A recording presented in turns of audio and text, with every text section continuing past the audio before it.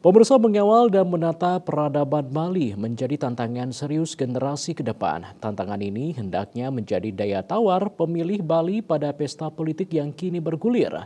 Politikus jangan sebatas menawarkan janji kepada Bali. Penguatan ekonomi dan pengawalan peradaban Bali mesti menjadi agenda strategis dan realistis jika ingin memenangkan suara pemilih di Bali. Pandangan ini disampaikan dari dua guru besar, yakni akademisi Universitas Udayana Profesor Wayan Ramante dan akademisi Undiknas University Profesor Ida Bagus Rake Suwardana.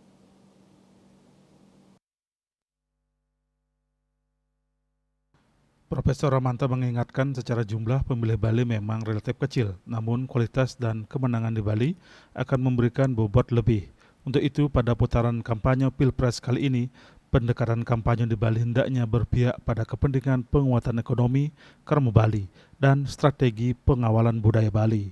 Profesor Ramanto mengingatkan program rutinitas dan monoton harus dievaluasi. Misalnya menambah dana transfer ke Bali 2 kali lipat daripada yang diberikan saat ini. Pariwisata adalah sektor yang mendatangkan devisa terbesar kedua saat ini, sehingga dengan demikian diharapkan mereka dapat berinvestasi melakukan perawatan budaya baik perawatan benda maupun tak benda dengan menambah dana transfer yang lebih banyak. Menurutnya, para calon harus berani menempatkan proyek strategis nasional sehingga acara internasional yang sering dilaksanakan di Bali tidak terganggu dengan sampah, dengan demikian dapat menjadikan perekonomian di Bali seimbang.